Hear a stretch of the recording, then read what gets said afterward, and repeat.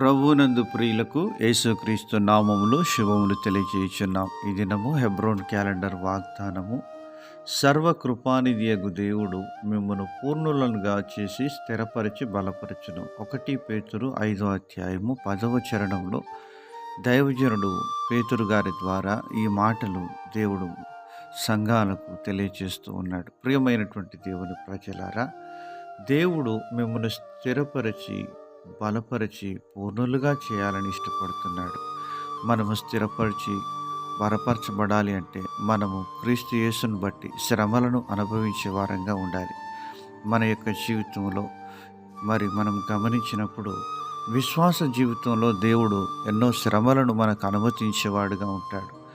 మనము కొంచెము కాలము శ్రమపడిన పిమ్మట అంటున్నాడు.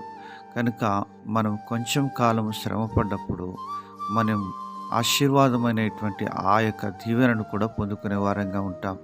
యోసేపు తన అన్నల చేత ద్వేషించబడుతూ వచ్చినాడు, త్రోసివేయబడుతూ వచ్చినాడు. అయినప్పటికీ ఆయన సనగలేదు, గొనగలేదు. కానీ కొంచెం కాలం దేవుడు అనుమతించిన ఆ శ్రమలను అనుభవించడానికి ఇష్టపడుతూ వచ్చినాడు. తద్వారా తాను ఐగుప్తు దేశం అంతటికి అధికారిగా నియమింపబడుతూ వచ్చినాడు.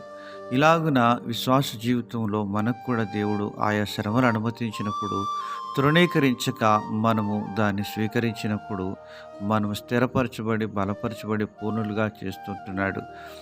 కాలు కింద ఉన్నటువంటి మట్టి తల మీద పాత్రగా ఒక కుండగా మార్చబడాలి అంటే ఎన్నో శ్రమల గుండా వెళ్ళవలసిన అవసరత ఉంది. ఒక కుమ్మరి తన చేతితో మట్టిని తీసుకొని సారె మీద వేసి దాన్ని పాత్రగా సిద్ధపరచడానికి అనేకమైనటువంటి పరిస్థితుల గుండా ఆ మట్టి కుమ్మరి చేతిలో నుండి వెళ్తుంది. ఆ విధంగా అది పాత్రగా సిద్ధపరచబడినప్పుడు ఆ పాత్ర ద్వారా అనేకులకు ఉపయోగకరంగా మార్చబడుతుంది.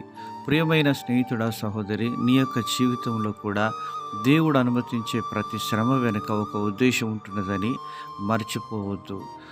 ప్రతి పరిస్థితిలో ప్రభుని స్తుతించి గణపరిచే వారంగా ఉంటున్నాము. ఇప్పుడు నేను చేయించినది నీకు తెలియదు, తర్వాత నీకు తెలియను అంటున్నాడు ప్రభు.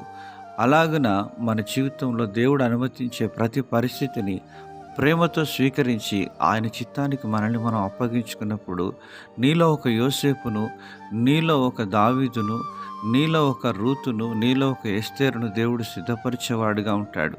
అలాగన సిద్ధపరిచి దేవుడు మనల్ని ప్రపంచానికి చూపించేవాడుగా ఉంటున్నాడు. శ్రమలకు మనము ఇష్టపడినప్పుడు మనం ముడిసరుకుగానే మిగిలిపోయి దేవునికి అవమానం తెచ్చేవారంగా ఉంటాము. యేసుక్రీస్తు ప్రభువారు కుమారుడయుండి కూడా తాను పొందిన శ్రమల ద్వారా విధేయత నేర్చుకున్నాడు. కనుక మనం కూడా అలాగనే నేర్చుకొని ప్రభు యొక్క స్వారూప్యంలోనికి మార్చబడుదుము గాక.